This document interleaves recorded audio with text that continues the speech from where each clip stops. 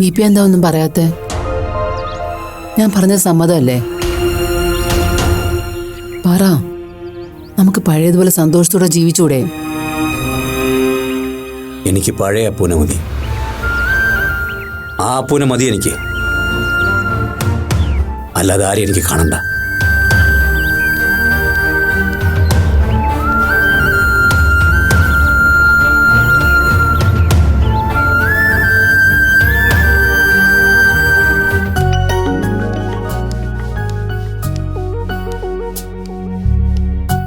അപ്പൊ പോകാൻ റെഡിയായോ? ആ, 8 മണി കഴിഞ്ഞ് ഇറങ്ങാന്ന് നന്ദൻ സാർ പറഞ്ഞു. സാറ് റെഡിയായില്ലേ? ചേട്ടൻ ആരോടെ ഫോണിൽ സംസാരിക്കാണ്. ഇപ്പൊ വരും. ഇനി എന്നാ ആതിര ചേട്ടനോട് സിറ്റിയിലൊക്കെ വരാറില്ലേ? ഇടയ്ക്ക് വരാറുണ്ട്. സ്നേഹത്തണൽ എന്തെങ്കിലും ഫംഗ്ഷനൊക്കെ വരുമ്പോ ഏട്ടൻ എന്നെയും കൊണ്ടുപോകാറുണ്ട്. പിന്നെ മാസത്തിൽ 1-2 പ്രാവശ്യം ഏട്ടൻ ഫ്രീ ആവുന്ന അനുസരിച്ച് സിറ്റിയിലൊരു കറക്കവും ഷോപ്പിങ്ങും സിനിമ കാണലൊക്കെ ഉണ്ട്. ഇനി വരുമ്പോ നേരത്തെ പറ, ഞാനും കൂടാ. ആതിരയ്ക്ക് എന്റെ വീട്ടിലും വരാമല്ലോ. വരാം. എനിക്ക് ഗീതാന്റിയെ നേരിൽ കണ്ടാ കൊള്ളാന്നുണ്ട്. ഗീതാന്റിയെ മാത്രം? അങ്കിളിനെ കണ്ട ചിലപ്പോ ഞാൻ എന്റെ അച്ഛനെ പറ്റി ഓർത്തു പോവും. മനഃപൂർവ്വം ഞാൻ മാറ്റാൻ ശ്രമിക്കുന്ന ഒരു വ്യക്തിയാണത്. എനിക്ക് പലപ്പോഴും തോന്നാറുണ്ട്, എന്നെ തല്ലിയോ ഉപദ്രവിച്ച് മടുത്തിട്ടാവും അച്ഛൻ ആത്മഹത്യ ചെയ്തതെന്ന്. എന്റെ ഈ വരവ് ആതിരെ ഓർക്കാൻ ഇഷ്ടപ്പെടാത്ത കാര്യങ്ങളൊക്കെ ഓർമ്മപ്പെടുത്തിയല്ലേ? ഏയ്, അങ്ങനെയൊന്നുമില്ല പോ. അല്ലെങ്കിലും ഓർക്കുന്നതും മറക്കുന്നതും ഒന്നും നമ്മുടെ നിയന്ത്രണത്തിൽ സംഭവിക്കുന്ന കാര്യങ്ങളല്ലല്ലോ. ആഗ്രഹിക്കാതെ കൂടി ചിലപ്പോഴൊക്കെ അത്തരം കാര്യങ്ങള് മനസ്സിലേക്ക് കടന്നു വരാറുണ്ട്. ഇത്തവണ അപ്പുവിന്റെ വരവൊരു നിമിത്തമായിരുന്നു മാത്രം എന്ന് കരുതി ആ കാരണം പറഞ്ഞ് ഇനി വരാതിരിക്കരുത് കേട്ടോ. സമയം കിട്ടുമ്പോഴൊക്കെ ചേട്ടന്റെ ഒപ്പം വരണം. നോക്കാം. അപ്പൊ റെഡിയല്ലേ? അപ്പു എപ്പോഴേ റെഡിയാ. ചേട്ടനാ ലേറ്റ് ആയത്. ആ, ഇവിടെ എന്താ പറയുന്നേ? റൂം സർവീസിന് ടിപ്പൊന്നും ചോദിച്ചില്ലല്ലോ? ഇല്ല. ഭാഗ്യം. ഞാൻ ഇവിടുന്ന് പോകുമ്പോഴൊക്കെ 100-200 അതിന്റെ പേരും പറഞ്ഞു പിടിച്ചു വാങ്ങും. പിന്നെ അത് ടിപ്പൊന്നും അല്ല, പലപ്പോഴും എന്റെ കയ്യിൽ നിന്ന് കടം വാങ്ങിയ കാശാ. അപ്പൊ അതിലൊരു കൊച്ചു ബാങ്കാണല്ലേ? കൊച്ചു ബാങ്കോ? ഇവള് നല്ല 1-ാം-തരം മണി ലെൻഡറല്ലേ? കഴുത്തറക്കുന്ന പലിശയും. ബ്ലേഡൊന്നുമല്ല, നല്ല ഒരു കഴുത്തറപ്പം വാള. ഏതായാലും ടിപ്പിന്റെ കാര്യം നമുക്ക് അടുത്ത വരവിന് ആലോചിക്കാം. എല്ലാം കൊള്ളായിരുന്നു, പക്ഷെ ആതിരയുടെ ഡാൻസ് കാണാൻ പറ്റിയില്ല. അതിനെക്കുറിച്ച് അടുത്ത തവണ ആലോചിക്കാം. ശരിയാ. ഇവളുടെ അച്ചാർ യൂണിറ്റിന്റെ ഉദ്ഘാടനത്തോടനുബന്ധിച്ച് നമുക്ക് ഇവളുടെയും ശിഷ്യഗണങ്ങളുടെയും വകയായിട്ട് ഒരു ഗംഭീര ഡാൻസ് പ്രോഗ്രാം. അപ്പുവാണ് അന്നത്തെ ചീഫ് ഗസ്റ്റ്. അത്രയ്ക്ക് വലിയ ആഡംബരം ഒന്നും വേണ്ട. നമ്മൾ ഏതെങ്കിലും ഒരു മൂലയിൽ ഒതുങ്ങിയിരുന്ന് കണ്ടോളാം. സമയം കിട്ടുമ്പോ സാറിന്റെ കൂടെ സിറ്റിയിലോട്ട് വരണമെന്ന് ഞാൻ ആതിരയോട് പറഞ്ഞിട്ടുണ്ട്. അപ്പുവിനെ ബോധിച്ച സ്ഥിതിക്ക് ഇനി ഇടയ്ക്കിടയ്ക്ക് ഇവളുടെ ആക്രമണം പ്രതീക്ഷിക്കാൻ കേട്ടോ. എന്താ പിന്നെ നമുക്കിറങ്ങിയാലോ? കാണാതിര, ഞാൻ ഇനിയും വരും. വന്നോളൂ. പിന്നെ സർജറി കഴിയുന്നത് വേഗം നടത്താൻ നോക്കൂ. മരുന്ന് കൃത്യമായി കഴിക്കണം, നന്നായി വിശ്രമിക്കണം. വേഗം സുഖം പ്രാപിക്കട്ടെ അപ്പുന്. എന്റെ പ്രാർത്ഥന എപ്പോഴും ഉണ്ടാവും. എന്നാ ശരി, വാ.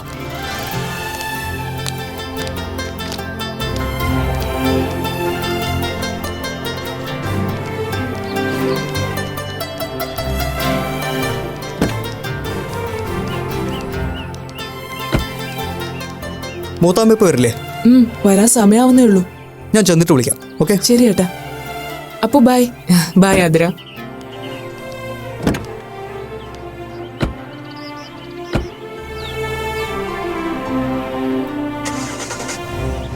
ബൈ.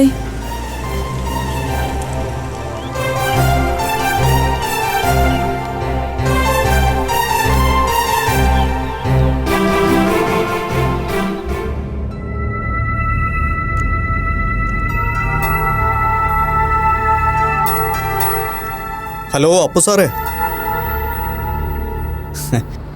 എന്താണ് ആലോചിക്കുന്നത്? ആതിര എന്ന സർപ്രൈസിനെ കുറിച്ചാണോ? തീർച്ചയായും. ആതിര എനിക്കൊരു സർപ്രൈസ് തന്നെയായിരുന്നു. പക്ഷേ അതിലേറെ എന്നെ അത്ഭുതപ്പെടുത്തിയത് ആരാധനയും മതിപ്പും കൂട്ടിയ മറ്റൊന്നും കൂടി ആ വീട്ടിലുണ്ടായിരുന്നു. ആതിരയുടെ സഹോദരൻ അഡ്വക്കേറ്റ് നന്ദകുമാർ.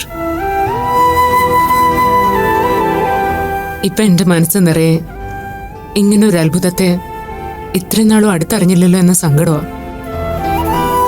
ലോകത്ത് നിങ്ങളെപ്പോലൊരു സഹോദരൻ നിങ്ങൾ മാത്രമേ കാണൂ സർ.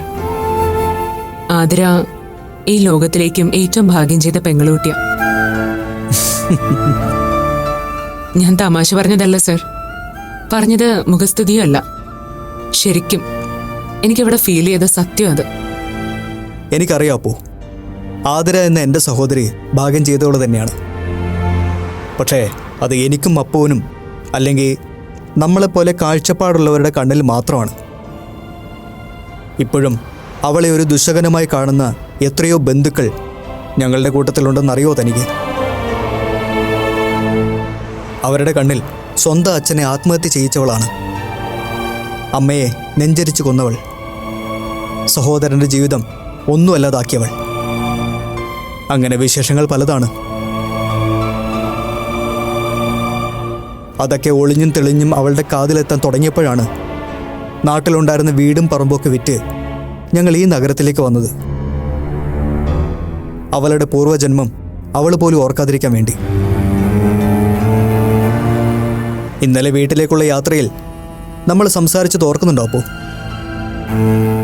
നമ്മളേറെ സ്നേഹിക്കുന്നവർക്ക് വേണ്ടി സ്വന്തം നിലപാടുകളിൽ വിട്ടുവീഴ്ച ചെയ്യുന്നതിനെ പറ്റി.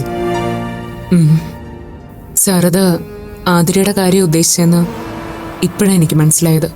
മറ്റു ബന്ധുക്കൾക്കൊപ്പം ചേർന്ന് അപശകനമെന്ന് മുദ്ര കുത്തി എനിക്ക് ആകാശ് എന്ന എൻ്റെ അനിയനെ ഒഴിവാക്കാമായിരുന്നു.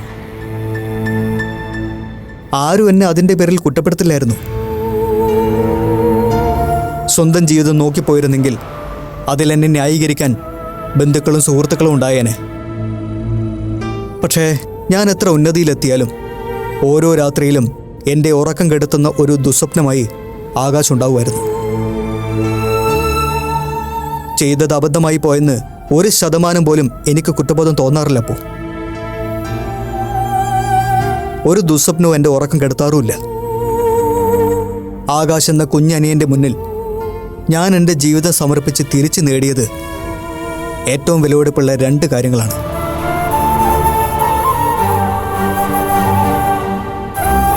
ഒന്ന്, പറഞ്ഞറിയിക്കാൻ പറ്റാത്തത്ര മനസ്സമാധാനം. 2, എന്നെ ജീവന് തുല്യം സ്നേഹിക്കുന്ന ആതിര എന്ന എൻ്റെ കുഞ്ഞു പെങ്ങളെയും.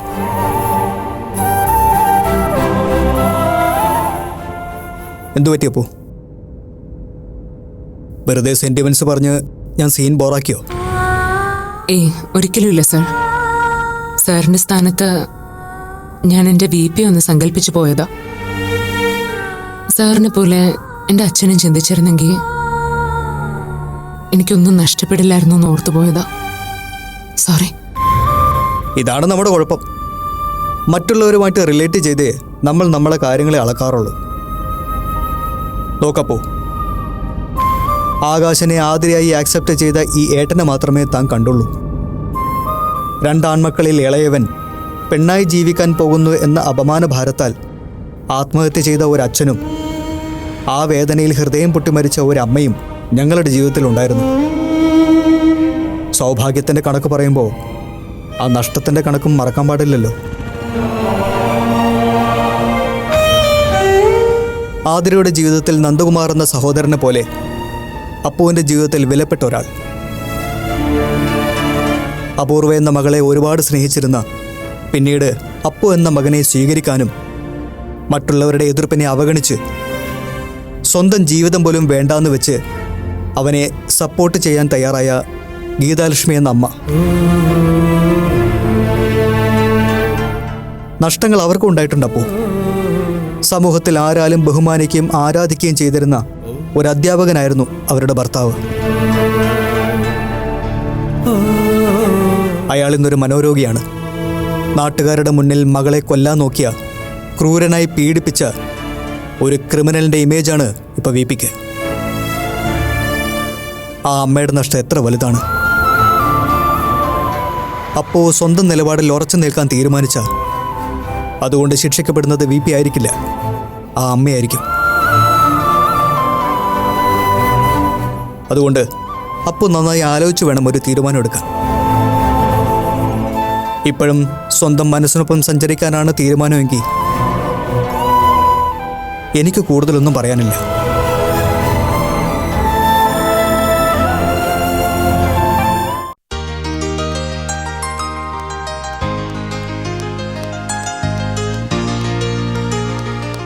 മമ്മി, ഞാൻ ഇറങ്ങുവാ. നീ ഇന്നു മുതൽ ലീവാണെന്നാ ഞാൻ കരുതിയത്. രാവിലെ പറഞ്ഞത് എന്തായാലും നന്നായി. അതെ, അതുകൊണ്ട് ഡെയ്സി ടീച്ചറിന്റെ കയ്യിൽ നിന്ന് സമയത്ത് ബ്രേക്ക്ഫാസ്റ്റ് കിട്ടി. നിന്റെ തലവേദനയൊക്കെ മാറിയോ മാളു? ഇന്നലെ ഡിന്നർ പോലും കഴിക്കാതെ ഇവള് കിടന്നത്. ദേ, ഇതുവരെ ബ്രേക്ക്ഫാസ്റ്റ് പോലും കഴിച്ചിട്ടില്ല. ഇങ്ങനെ നേരത്തിനും കാലത്തിനും വലുതും കഴിക്കാതിരുന്നാലേ പിന്നെ തലവേദനയും ക്ഷീണവും ഒക്കെ എങ്ങനെ വരാതിരിക്കും? ആന്റിയും കഴിച്ചില്ലല്ലോ. ഡോക്ടർ പോയിട്ട് നമുക്ക് ഒരുമിച്ച് കഴിക്കാം. നിനക്കിപ്പോ കുഴപ്പമൊന്നുമില്ലല്ലോ? ഏയ്, ആൾക്ക് കുഴപ്പമൊന്നുമില്ല മമ്മി. ഇന്നലെ ഒട്ടും പ്രതീക്ഷിക്കാത്തൊരു ഫ്രണ്ടിനെ കണ്ടതിന്റെ ഷോക്കിൽ ആൾ അബ്സെന്റ് ആയി പോയത്. അതാരാ അങ്ങനെ ഒരു ഫ്രണ്ട്? അപ്പുവോ? ഏയ് അല്ല ആന്റി, ഈ ഡോക്ടർ വെറുതെ ഓരോന്ന് പറയാം.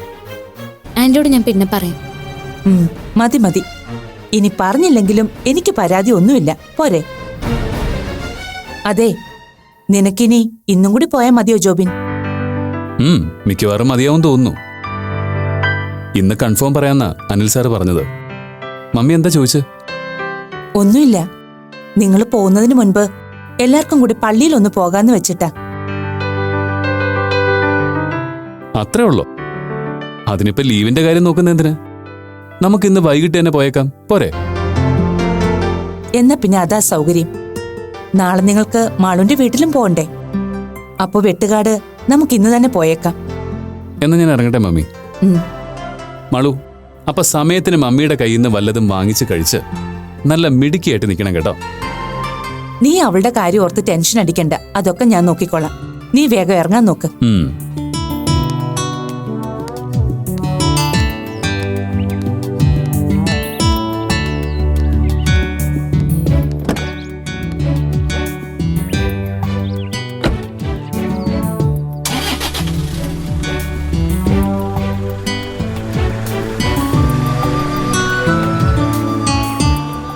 അതെ, രണ്ടുപേരും കൂടി എന്നെ ഒളിക്കാനുള്ള വല്ല ഉദ്ദേശമുണ്ടോ? ആന്റി ഒളിക്കാനോ? അതെന്താ അങ്ങനെ ചോദിച്ചേ? അല്ല, ഇടയ്ക്കിടയ്ക്ക് ഈ ക്ഷീണവും തലചുറ്റലും ഒക്കെ വരുന്നതുകൊണ്ട് ചോദിച്ചതാ. നീ വാ, ഞാൻ കഴിക്കാൻ എടുക്കാം. ആന്റി കഴിക്കാൻ എടുത്തു വെച്ചോ, ഞാനിപ്പോ വരാം. വേഗം വാ.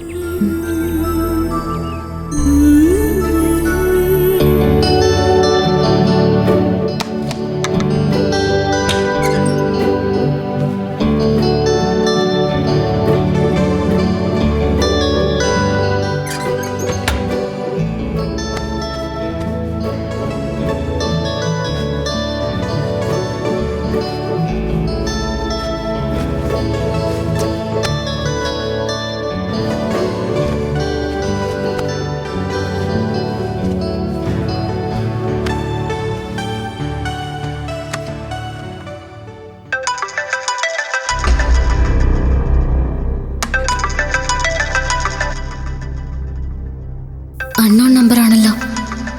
ഇനി ഇത് അയാൾ തന്നെ ആവോ? അയാളുടെ നമ്പർ ബ്ലോക്ക് ചെയ്തെന്നറിഞ്ഞ് വേറെ നമ്പറിൽ നിന്ന് വിളിക്കുന്നതാണെങ്കിലോ?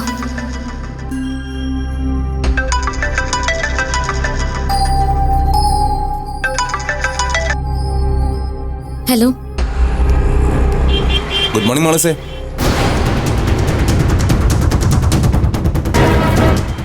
ഒരു കാര്യം തുടക്കത്തിലേ പറയാം, താൻ ഫോൺ കട്ട് ചെയ്യരുത്. കട്ട് ചെയ്താൽ ഞാൻ വീണ്ടും വിളിക്കും. താൻ എടുക്കുന്നത് വരെ നേരവും കാലവും നോക്കാതെ വിളിച്ചുകൊണ്ടേയിരിക്കും. അത് മാളൂസിന് ബുദ്ധിമുട്ടാവേ. അരുൺ, എന്താ തന്റെ ഉദ്ദേശം? താനെന്താ എന്നെ ഭീഷണിപ്പെടുത്തുവാണോ? Hey, never. തന്നെ ഭീഷണിപ്പെടുത്തിയിട്ട് എനിക്ക് എന്ത് കിട്ടാനാടോ? പിന്നെ എന്റെ ഉദ്ദേശം എന്താണെന്ന് താൻ ചോദിച്ചില്ലേ? അത് പറയാനാ ഞാനിപ്പോൾ വിളിച്ചത്. അതുകൊണ്ട് എനിക്ക് പറയാനുള്ളത് താൻ ക്ഷമയോട് ആദ്യം കേൾക്ക്. ഇന്നലെ ഞാൻ അയച്ച മെസ്സേജൊക്കെ താൻ കേട്ടു എന്ന് എനിക്ക് മനസ്സിലായി. അത് തനിക്ക് വല്ലാതെ ഇഷ്ടമായെന്ന് എനിക്ക് മനസ്സിലായി. അതേല്ലോ, എനിക്ക് ഭയങ്കരമായിട്ട് ഇഷ്ടമായി. അതുകൊണ്ടാണല്ലോ തന്റെ നമ്പർ ഞാൻ അപ്പം തന്നെ ബ്ലോക്ക് ചെയ്തത്. അതും എനിക്ക് മനസ്സിലായി. അതുകൊണ്ടാണല്ലോ ഞാനിപ്പോൾ ഈ നമ്പറിൽ നിന്ന് തന്നോട് സംസാരിക്കുന്നത്. ഇത് ബ്ലോക്ക് ചെയ്താ അടുത്ത നമ്പർ റെഡിയാക്കി വെച്ചിട്ടുണ്ട്. ഇന്നലെ ഞാൻ വല്ലാത്തൊരു മൂഡിലായിരുന്നു മാളൂസേ. ശരിക്കും പറഞ്ഞ ഒട്ടും പ്രതീക്ഷിക്കാതെ ആണെങ്കിലും തന്നെ കണ്ടതിന് ശേഷം ആകെ കിളി പോയൊരവസ്ഥ. ഞാൻ ഇന്നലെ പറഞ്ഞില്ലേ, ഒരുപാട് നാൾ കൂടി തന്നെ കണ്ടപ്പോൾ നിരാശയും നഷ്ടബോധവും അങ്ങനെ എന്തൊക്കെയോ കൂടിക്കലർന്നൊരു ഫീലിങ്സ് ആയിരുന്നു. അതിന് ഞാനെന്ത് വേണമെന്നാ താൻ പറയുന്നത്? ചൂടാവാതെ മാളൂസേ, താൻ എന്ത് വേണമെന്നുള്ള കാര്യമല്ലേ ഞാനീ പറഞ്ഞു വരുന്നേ. അല്ല, രാവിലെ എന്താ പരിപാടി? രാവിലെ എനിക്ക് പല പരിപാടികളും ഉണ്ടായിരുന്നിരിക്കും. അതൊന്നും തന്നോട് പറയേണ്ട കാര്യമില്ല. താൻ ഫോൺ വെച്ചിട്ട് പോവാൻ നോക്ക്. എനിക്ക് വേറെ ജോലിയുണ്ട്. വെയിറ്റ്, അങ്ങനെ അങ്ങ് പോവല്ലേ മാളൂസേ. ഞാനൊന്ന് പറഞ്ഞോട്ടെ. ഡോക്ടർ രാവിലെ ഡ്യൂട്ടിക്ക് പോയല്ലേ? ഇതൊക്കെ അറിഞ്ഞിട്ട് തനിക്കെന്തിനാ? അരുൺ, താൻ മര്യാദയ്ക്ക് ഫോൺ കട്ട് ചെയ്ത് പോകാൻ നോക്കുന്നുണ്ടോ? ഇല്ലെങ്കിൽ ഞാനിപ്പോൾ ഫോൺ കട്ട് ചെയ്യും. ഓക്കെ, അങ്ങനെ നിർബന്ധം പിടിക്കുകയാണെങ്കിൽ മാളൊന്ന് കട്ട് ചെയ്ത് നോക്ക്. എന്നിട്ട് മാള് മദർലോയോട് പറഞ്ഞ് നല്ലൊരു ബ്ലാക്ക് കോഫി റെഡിയാക്കി വെക്ക്. അപ്പോഴേക്കും ഞാനങ്ങ് എത്താം. പുള്ളിക്കാരി ഇപ്പോഴും പുറത്തുനിന്ന് ചെടി നനയ്ക്കായിരിക്കും അല്ലേ?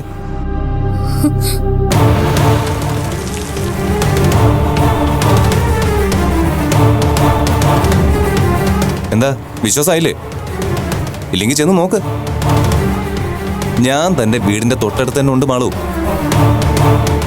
ഡോക്ടർ രാവിലെ പോകുന്നത് ഞാൻ കണ്ടിരുന്നു. അതല്ലേ ഇത്ര ധൈര്യത്തോടെ ഞാൻ വിളിച്ചത്. എന്താ, ഞാൻ പറഞ്ഞ വിശ്വാസമായില്ലേ? ഡോക്ടർ ഇന്നൊരു ബ്രൗൺ കളർ ഷർട്ടല്ലേ ഇട്ടിരുന്നത്. താനിപ്പോൾ ഇട്ടിരിക്കുന്നത് ഒരു ബ്ലാക്ക് കളർ ടോപ്പും.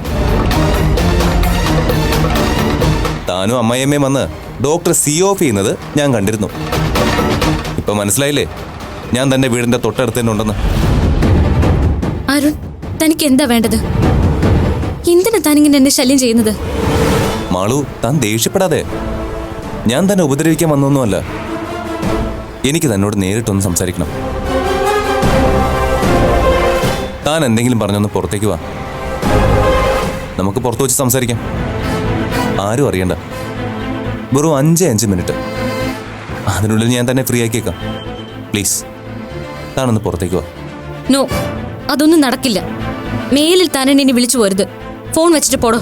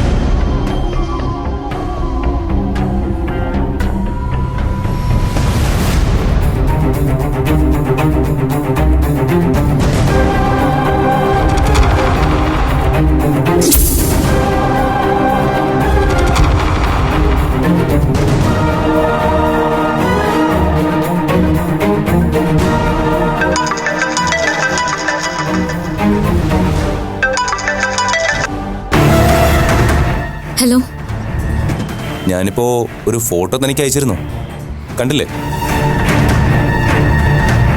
നമ്മുടെ എൻഗേജ്മെന്റ് ഫിക്സ് ചെയ്തതിന് ശേഷം എടുത്ത ഫോട്ടോ ഏത്?